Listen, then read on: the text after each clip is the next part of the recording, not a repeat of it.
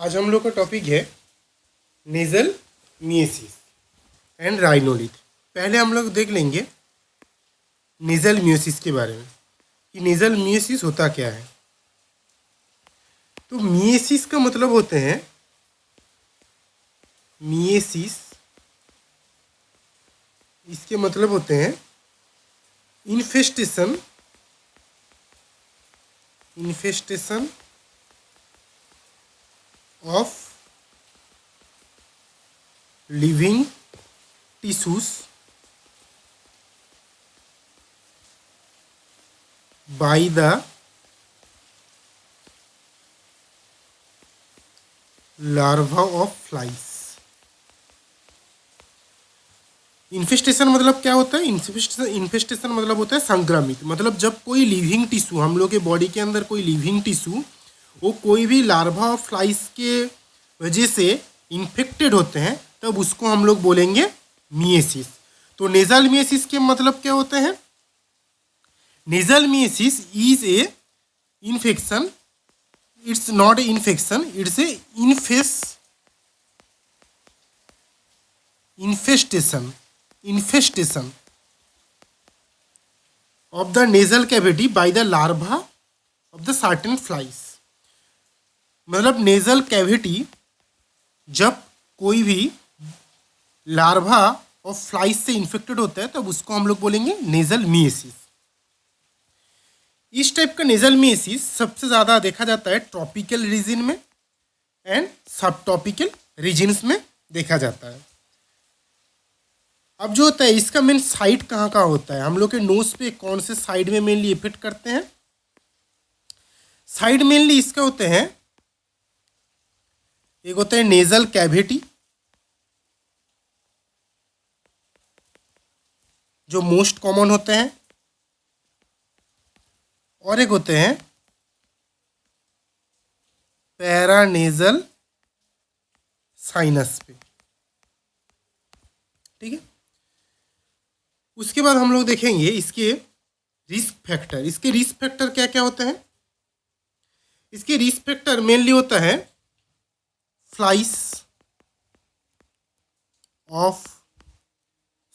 इसके risk factor mainly होता है लार्वा ऑफ फ्लाइज। ठीक है, इसके मेनली रिस्क फैक्टर होता है। अभी जो लार्वा ऑफ फ्लाइज किस टाइप का फ्लाइज? कुछ कुछ स्पेशल फ्लाइज है जिसके वजह से होते हैं। पहले क्या होता है? स्क्रू वर्म फ्लाइज, इसके वजह से होते हैं। फिर होते हैं ग्रीन बॉटल फ्लाइज, इसके वजह से होते हैं। फिर होते हैं सिप नेजल बॉट फ्लाई, इसके वजह से भी होते हैं। लेकिन मेन बात है ये फ्लाइज क्यों हम लोग के नेजल कैविटी की तरफ अट्रैक्टिव होते हैं? क्यों हम लोग के नेजल कैविटी में आते हैं या फिर अट्रैक्टिव होते हैं? Because of foul smelling of nasal discharge की वजह से ये जो फ्लाइज है हम लोग के नेजल कैविटी में अट्रैक्टिव होते हैं। अब फाउल स्मेलिंग कब होता है हम लोग के नोज में? एट्रोफिक राइनाइटिस के टाइम में होगा, नेजल सिफिलिस के टाइम में होता है, या फिर नेजल लेप्रोसी के टाइम में होता है, या फिर पुरुलेंट साइनोसाइटिस के टाइम में होता है, या फिर पोस्ट रेडियोथेरेपी कार्सिनोमा मैक्सिला, ये सब के कारण हम लोग के नेजल डिस्चार्ज में फाउल स्मेलिंग आता है। एंड इस फाउल स्मेलिंग से ही अट्रैक्ट होके ये जो फ्लाइज होते हैं वो हम लोग के नोज के अंदर जो इसका लार्वा है वो आते हैं, इन्फेक्टेड होते हैं। अब हम लोग देखेंगे इसके क्लिनिकल फीचर्स क्या होगा? ऑब्वियसली बात है, हम लोग के नोज के अंदर अगर कुछ ऐसे फ्लाइज रहेंगे तो हम लोग को सबसे पहले क्या होगा? सीवियर नेजल इरिटेशन आएगा। ठीक है, उसके बाद क्या होगा? ऑब्वियसली पहले भी फाउल स्मेलिंग था, और जब लार्वा आएगा इन्फेक्शन होगा तब और ज़्यादा फाउल स्मेलिंग आएंगे। तो फाउल स्मेलिंग नेजल डिस्चार्ज,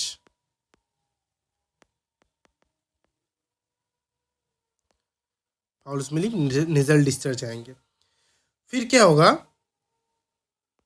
जब इन्फेक्टेड होगा नोस के, इन्फेक्टेड होगा नेजल कैविटी, जब इन्फेक्टेड होगा उसके लिए क्या होता है, इन्फेक्शन की वजह से क्या होता है, ब्लीडिंग होता है। और नेजल ब्लीडिंग को हम लोग क्या बोलेंगे, एपिस्टेक्सिस।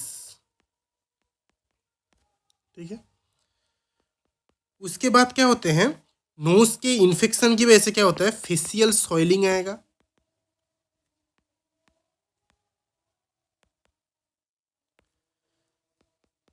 फिर आएंगे हेडेक होगा।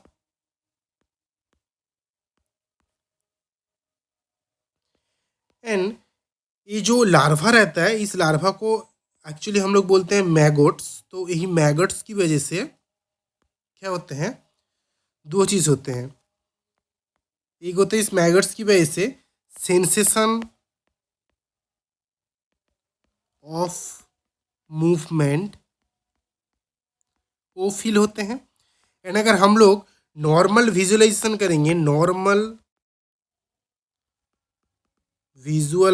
करेंगे,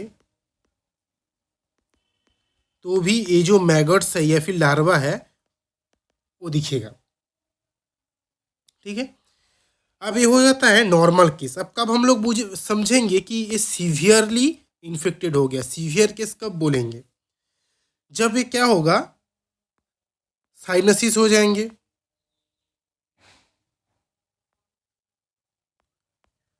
साइनसिस पे जाएंगे, ऑर्बिट पे जाएगा, ब्रेन पे जाएंगे। एंड उसकी वजह से साइनस पे जाएंगे, ऑर्बिट में जाएंगे एंड ब्रेन में जाएंगे। उसकी वजह से साइनोसाइटिस होगा। अगर साइनस पे गया तो साइनोसाइटिस होगा। फिर अगर ऑर्बिट पे गया तो ऑर्बिट सेलुलाइटिस होगा। अगर ब्रेन पे गए तो मेनिंजाइटिस होगा। अगर ये होता है एक्यूट में, क्या क्या आएंगे, फिर एक्यूट में मेनली आएंगे severe nasal irritation, foul smelling आएंगे। इन्फेक्शन अगर होता है तो एपिस्टेक्सिस आएगा, फाउल स्मेलिंग आएंगे, हेडेक आएंगे एंड मैगट्स की वजह से सेंसेशन ऑफ मूवमेंट फील होता है, नॉर्मल विजुअलाइजेशन होता है जो लार्वा की वो देखा जाता है। बट अगर केस सीवियरली होता है तब ये क्या होता है, साइनस पे इफेक्ट करते हैं, ऑर्बिट पे इफेक्ट करते हैं, ब्रेन पे इफेक्ट करते हैं। अगर साइनस पे इफेक्ट होता है तो साइनोसाइटिस होता है, अगर ऑर्बिट पे इफेक्ट होता है तो ऑर्बिट सेलुलाइटिस होता है, एंड अगर ब्रेन पे इफेक्ट होता है तो मेनिंजाइटिस होता है। अब ये हो गया क्लिनिकल फीचर्स। अब इसके बाद हम लोग देखेंगे डायग्नोसिस। डायग्नोसिस में हमेशा क्लिनिकल फीचर्स लिखना चाहिए, क्लिनिकल फीचर्स लिखना चाहिए, क्योंकि कोई भी डिजीज़ हो उसका साइन ऑफ सिम्टम से हम लोग पता कर सकते हैं कि डिजीज एक्चुअली है क्या। तो एक तो डायग्नोसिस पे हो गया इसके क्लिनिकल फीचर्स। उसके बाद क्या होगा, नॉर्मल विजुअलाइजेशन, उसके थ्रू भी हम लोग देख सकते हैं। फिर हम लोग नेजल एंडोस्कोपी,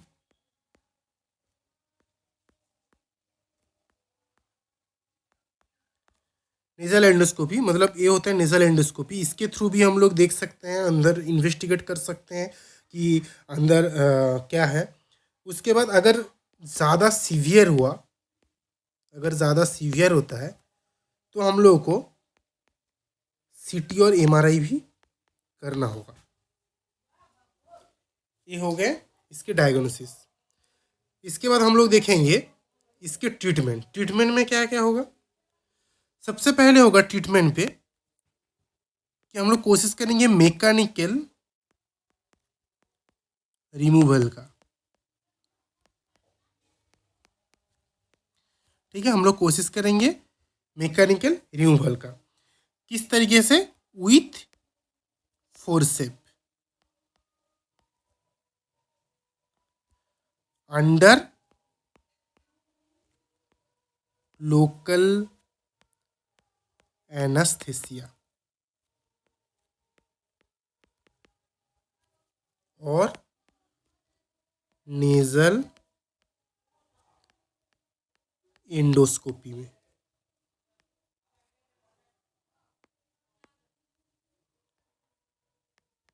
ब्रोंकल एंडोस्कोपी में। उसके बाद हम लोग कुछ टॉपिकल एजेंट्स भी यूज़ करेंगे। टॉपिकल एजेंट्स यूज़ करेंगे। क्यों यूज़ करेंगे टॉपिकल एजेंट? टू किल और ड्राइव आउट लार्वा। कौन से टॉपिकल एजेंट हम लोग यूज़ करेंगे? इधर हम लोग मेनली यूज़ करेंगे टार्पिन ऑयल,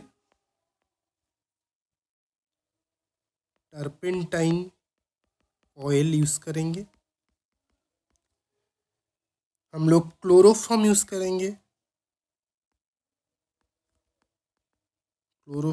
करेंगे, या फिर हम लोग कभी कभी ईथर भी यूज़ कर सकते हैं। तो ये हो गया टॉपिकल एजेंट। अब उसके बाद हम लोग यूज़ करेंगे एंटीबायोटिक्स। क्यों यूज़ करेंगे? एंटीबायोटिक्स यूज़ करेंगे टू प्रिवेंट द इन्फेक्शन।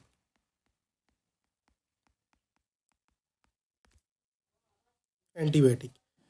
फिर हम लोग यूज़ करेंगे एनाल्जेसिक।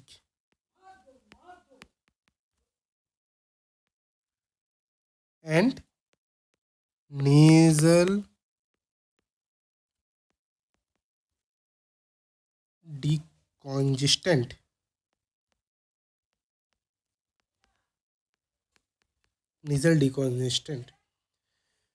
फिर सर्जिकल डिब्राइडमेंट करेंगे। क्यों करेंगे surgical debridement? For clear internal nasal cavity के लिए हम लोग सर्जिकल डिब्राइडमेंट भी करेंगे।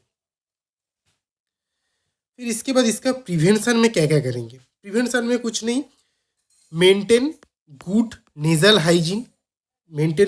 Hygiene and protecting patient using nasal packing, nasal picking, ये सब प्रोटेक्ट करना पड़ेगा। या फिर प्रोटेक्ट नेजल वुंड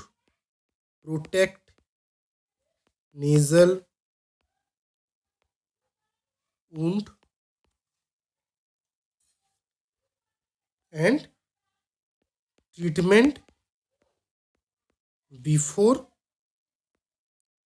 सीवियरिटी।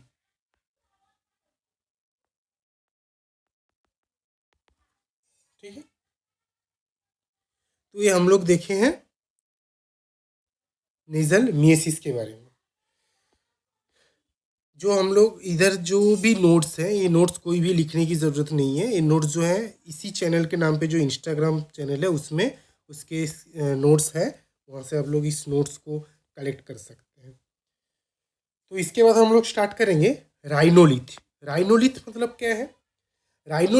लिथ मतलब हम लोग क्या समझ रहे हैं? ओलिथ मतलब क्या समझ रहे हैं हम लोग? स्टोन। तो it's stone formation in the nasal cavity. Actually stone नहीं होता है, स्टोन लाइक मास होते हैं जो नेजल कैविटी के अंदर फॉर्म होते हैं, तो उसको हम लोग बोलेंगे राइनोलिथ। अभी राइनोलिथ होता कैसे है? तो ऐसे होता है, स्मॉल या फिर एक्सोजिनस कोई फॉरेन बॉडी जो हम लोग के नोज के अंदर आते हैं, फिर उसके बाद उधर ब्लड क्लॉट होते हैं, एंड वो जो फॉरेन बॉडी या फिर जो ब्लड क्लॉटिंग हुआ वो सेंट्रल न्यूक्लियस की तरह काम करते हैं। फिर उसके बाद क्या होता है? Slow deposition of the calcium magnesium salt. तो इधर क्या हुआ, हम लोग बाकी जैसे बाद में हम लोग देखेंगे रिनल स्टोन या फिर कॉलिसिस्टाइटिस मतलब गॉल ब्लैडर स्टोन, उस स्टोन भी एक होता है, कैल्शियम ऑक्सालेट, ये सब होता है, इस टाइप का होता है। तो जो इधर और एक एमसीक्यू है, जो राइनोलिथ होता है, जो नेजल स्टोन होते हैं, या फिर राइनोलिथ होते हैं, वो किस टाइप के स्टोन होते हैं? कैल्शियम एंड मैग्नीशियम स्टोन होते हैं। ये है MCQ। Calcium and magnesium salt stone होते हैं। तो slow deposition of the calcium and magnesium around the nucleus, slow deposition होते हैं। फिर over the time of period, एक टाइम के बाद डिपोजिशन लेयर जो होते हैं वो ग्रो करते हैं, इरेगुलर मास फॉर्म करते हैं एंड ग्रो करते हैं। तो वो ग्रो करने की वजह से क्या होता है? स्पेस ऑक्यूपाइंग होते हैं, स्पेस ऑक्यूपाइज होते हैं। एंड क्या होते हैं? एलर्ज rhinolith fill in the nasal cavity. उसके बाद क्या होता है? कॉन्टिन्यूस प्रेस की वजह से क्या होता है? नेक्रोसिस हो जाता है and lateral wall of the nose में भी इफेक्ट करते हैं एंड नेजल कैविटी में भी इफेक्ट करते हैं। ठीक है, ये होते हैं नॉर्मल मैकेनिज्म। तो क्या हुआ? ये मान लो कि नेजल कैविटी है और इस जगह पे कोई फॉरेन बॉडी आया हुआ था, उसके बाद ये फॉरेन बॉडी जहाँ पर एंटर करेगा, यहाँ पर क्या होगा? यहाँ पर ब्लड भी आ सकते हैं ऐसे ब्लड क्लॉट होगा, ब्लड क्लॉट बनेगा। ब्लड क्लॉट बनने के बाद क्या होगा? इधर मैग्नीशियम एंड कैल्शियम सॉल्ट इसके चारों तरफ डिपॉजिट होगा एंड डिपॉजिट होके इधर क्या करते हैं? स्टोन फॉर्म करते हैं। जो स्टोन क्या करते हैं? इस नेजल कैविटी में एक ब्लॉकेज क्रिएट करते हैं एंड कंटिन्यूअस प्रेशर करते हैं, उसकी वजह से नेक्रोसिस होता है एंड जो हम लोग के नोज के lateral wall of the nose में भी इफेक्ट करते हैं, तो ये एक्चुअली मेनली राइनोलिथ का जो होते हैं इटियोलॉजी एंड पैथोजेनेसिस होते हैं। तो ये राइनोलिथ मेनली कॉमन, इसका फिर क्लिनिकल फीचर्स दिखेंगे। ये मोस्ट कॉमनली चिल्ड्रेन के अंदर देखा जाता है, बिकॉज जो चिल्ड्रेन बच्चे होते हैं गलती से नाक के अंदर, नोज के अंदर अगर कुछ भी एंटर कर लेते हैं तो वहाँ से राइनोलिथ हो सकते हैं। इसके बाद इसका नॉर्मली क्या होता है? इसके जो मेन इंपॉर्टेंट फीचर्स है, ये यूनिलेटरल होता है।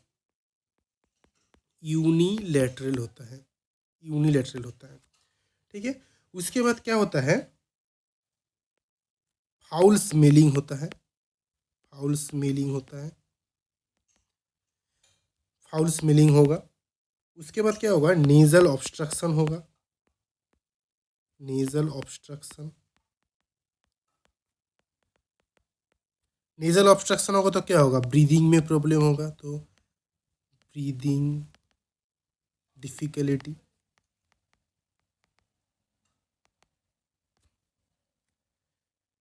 फिर क्या होगा? एपिस्टेक्सिस होगा। क्यों एपिस्टेक्सिस होगा? क्योंकि इधर कंटिन्यूअस प्रेशर हो रहा है, तो कंटिन्यूअस प्रेशर की वजह से उस जगह पे नेक्रोसिस होता है, तो नेक्रोसिस की वजह से ब्लीडिंग होगा। एपिस्टेक्सिस मतलब नेजल नोज से जो ब्लीडिंग होता है बिकॉज ऑफ वेसल प्रेस के लिए, जो नोज के वेसल है वो प्रेस के लिए जो ब्लीडिंग होता है, तो उसको हम लोग एपिस्टेक्सिस पढ़ते हैं। हम लोग आगे जाके एपिस्टेक्सिस के बारे में डिटेल्स में पढ़ेंगे। फिर फेशियल पेन होगा।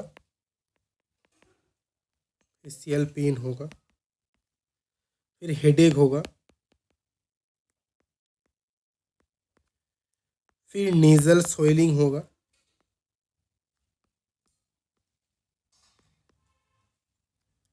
एंड डिफॉर्मिटी होगा। Nasal swelling and nasal deformity. ठीक है।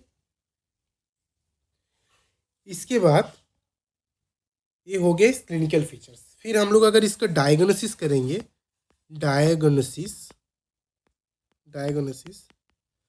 तो ऑलमोस्ट मैंने बोला कि क्लिनिकल फीचर्स हमेशा डायग्नोसिस में लिखना होता है, तो फिर क्योंकि हम लोग का मेन डायग्नोसिस होता है साइनम सिम्टम देख के, जो प्राइमरी डायग्नोसिस होता है तो वो तो होगा ही। उसके बाद क्या करना पड़ेंगे? नेजल एंडोस्कोपी करेंगे। फिर राइनोस्कोपी करेंगे।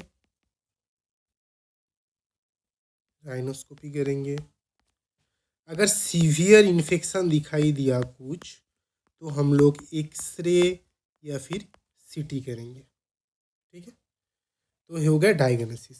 इसके बाद ट्रीटमेंट इसका कुछ नहीं, removal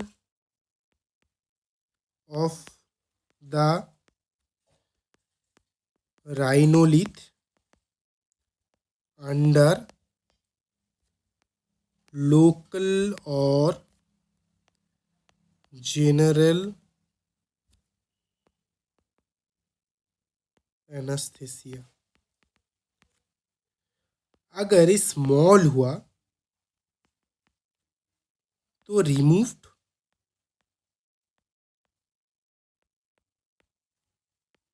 through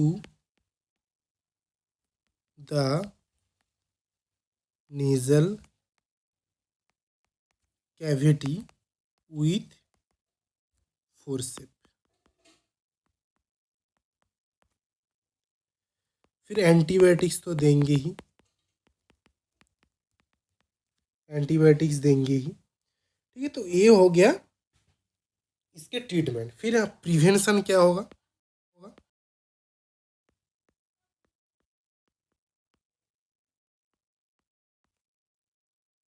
prevention, prevention mainly इसका होगा avoid foreign bodies into the nose, ठीक है। सारे नोट्स इसी चैनल के इंस्टाग्राम में आप लोगों को मिल जाएंगे। आज यही तक, फिर नेक्स्ट क्लास में नेक्स्ट टॉपिक।